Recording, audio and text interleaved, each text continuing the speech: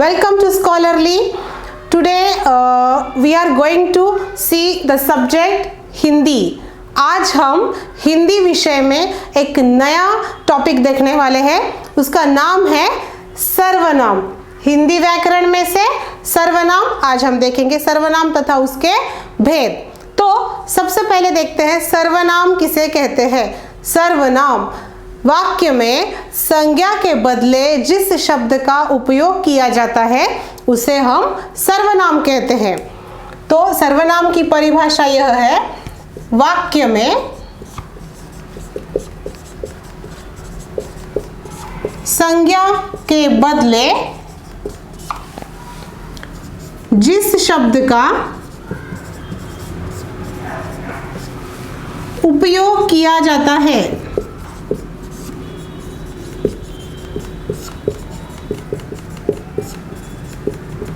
उसे सर्वनाम कहते हैं.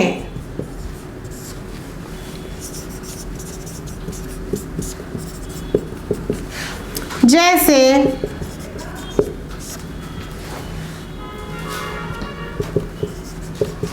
मीना मेरी सहेली है, वह बहुत ही अच्छी है.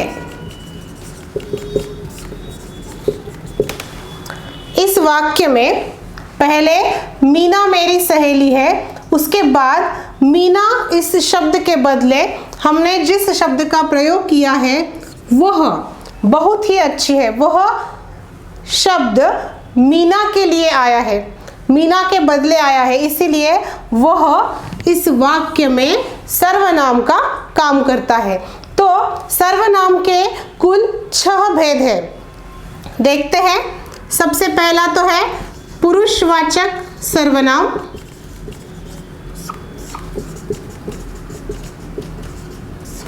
दूसरा है निश्चयवाचक.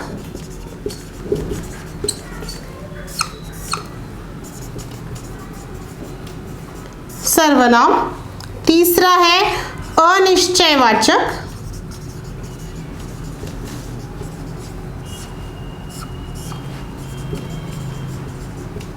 सर्वनाम. चौथा है संबंधवाचक सर्वनाम.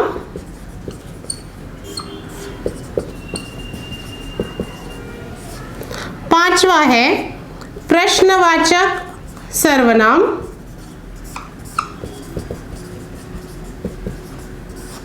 और छठा और आखिरी है निजवाचक सर्वनाम.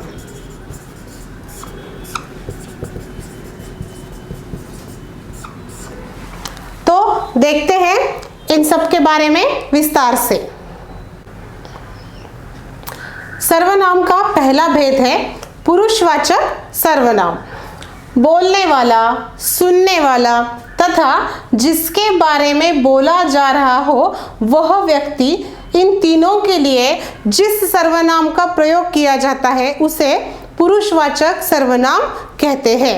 जैसे मैं जा रहा था, या फिर तुम क्या कर रहे हो, वह कैसा है, मैं, तुम, वह, ये तीनों भी पुरुषवाचक सर्वनाम है. इस पुरुषवाचक सर्वनाम के फिर से 3 उपभेद हो जाते हैं उसके.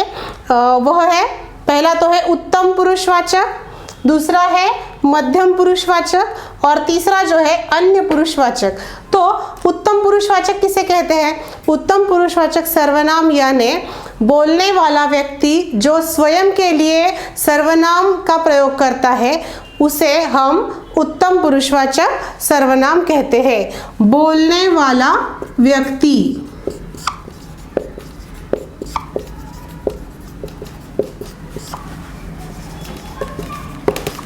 स्वयं के लिए जिस सर्वनाम का प्रयोग करता है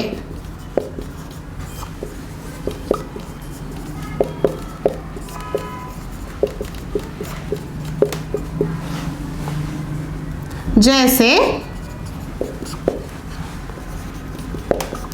मैं अध्यापक हूँ,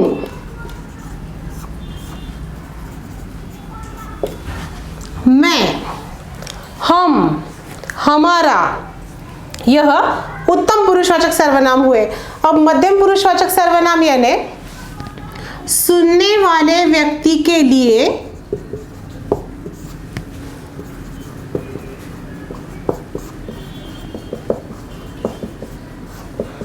जिस सर्वनाम का प्रयोग होता है,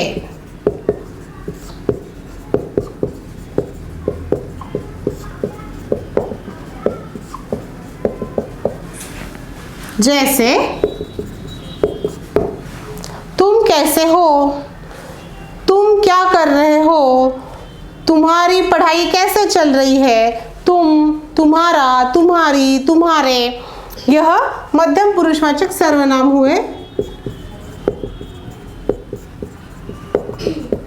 तुम। और अन्य पुरुषवाचक सर्वनाम जिसमें बोलने वाला तथा सुनने वाला इन दोनों को छोड़ के जब किसी तीसरे के बारे में बात हो रही हो तब उस तीसरे व्यक्ति के लिए जिस सर्वनाम का उपयोग किया जाता है उसे हम अन्य पुरुषवाचक सर्वनाम कहते हैं। बोलने वाला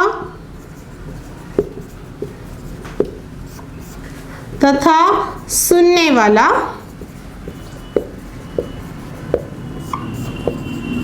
इनको छोड़कर किसी तीसरे व्यक्ति के लिए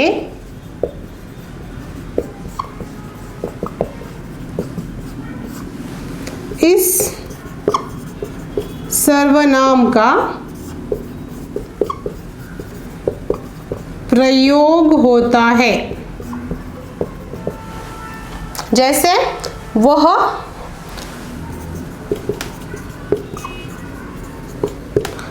कौन है,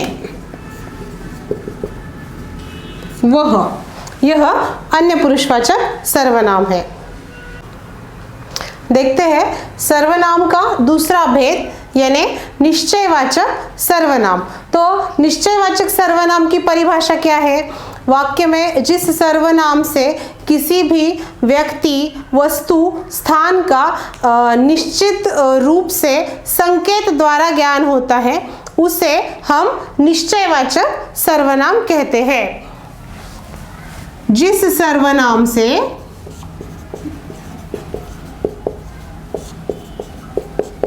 किसी भी व्यक्ति, वस्तु, स्थान का निश्चित रूप से संकेत द्वारा ज्ञान होता है उसे हम निश्चयवाचक सर्वनाम कहते हैं। जैसे वह मेरी बेटी है, यह लड़का बहुत होशियार है, ये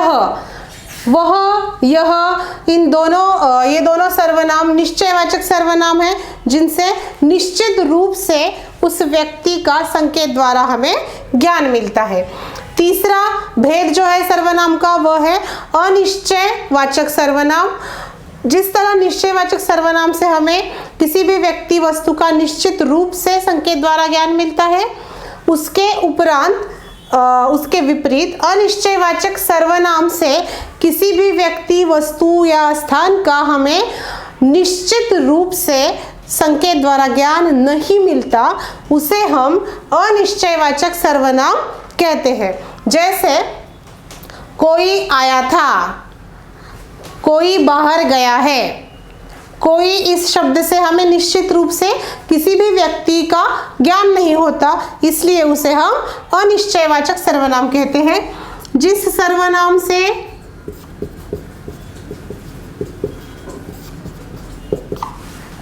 किसी भी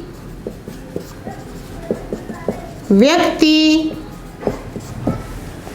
स्थान का निश्चित रूप से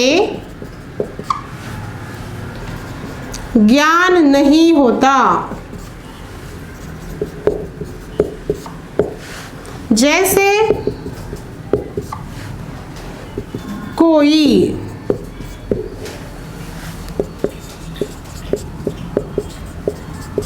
जैसे कोई। तो सर्वनाम का जो चौथा भेद है वह है संबंधवाचक सर्वनाम। संबंधवाचक सर्वनाम किसे कहते हैं?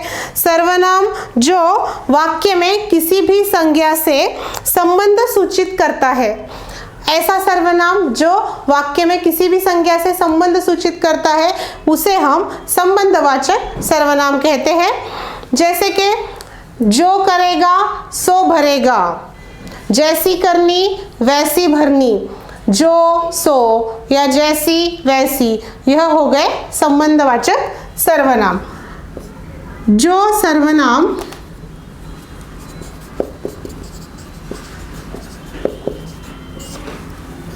वाक्य में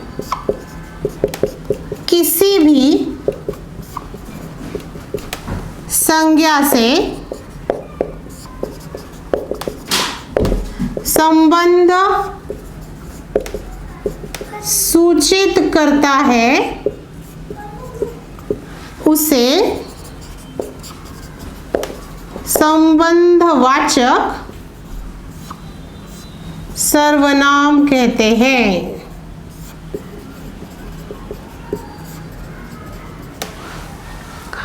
जैसे जो करेगा सो भरेगा,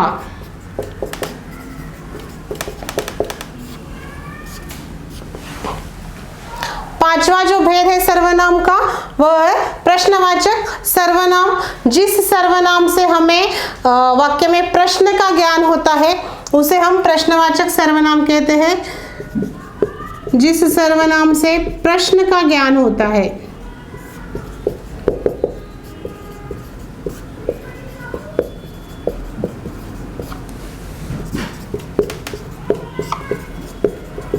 उसे प्रश्नवाचक सर्वनाम कहते हैं।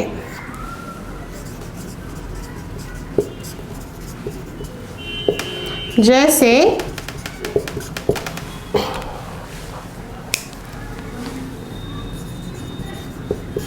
क्या कहते हो, क्या, कौन आया है, कौन, क्या तथा कौन ये दोनों भी प्रश्नवाचक सर्वनाम है। सर्वनाम का छठा तथा आखिरी भेद है निजवाचक सर्वनाम। तो निजवाचक सर्वनाम यानी निज यानी स्वयं। वाक्य में जो सर्वनाम अपने खुद के लिए प्रयोग में लाया जाता है उसे हम निजवाचक सर्वनाम कहते हैं। वाक्य में जो सर्वनाम अपने खुद के लिए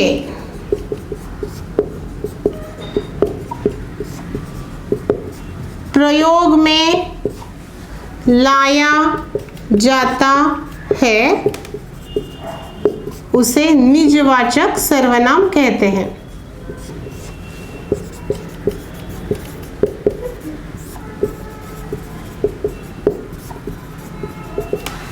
जैसे आप स्वयं क्यों कष्ट लेते हैं, या फिर मैं खुद जाऊंगा। जैसे आप स्वयं क्यों कष्ट लेते हैं, स्वयं तथा मैं खुद जाऊंगा। खुद, पहले वाक्य में स्वयं तथा दूसरे वाक्य में खुद, यह दोनों भी निजवाचक सर्वनाम है। तो दोस्तों इस तरह से आज हमने सर्वनाम तथा सर्वनाम के 6 भेद देखे, उनके उदाहरण भी देखे। आपको हमारा यह वीडियो कैसा लगा हमें प्लीज़ कमेंट्स करके बताइए, और इसी तरह नए नए वीडियोस देखने के लिए आज ही सब्सक्राइब कीजिए हमारे चैनल को, यानी स्कॉलरली एनहांस द लर्निंग इस चैनल को। तब तक के लिए take care and good bye.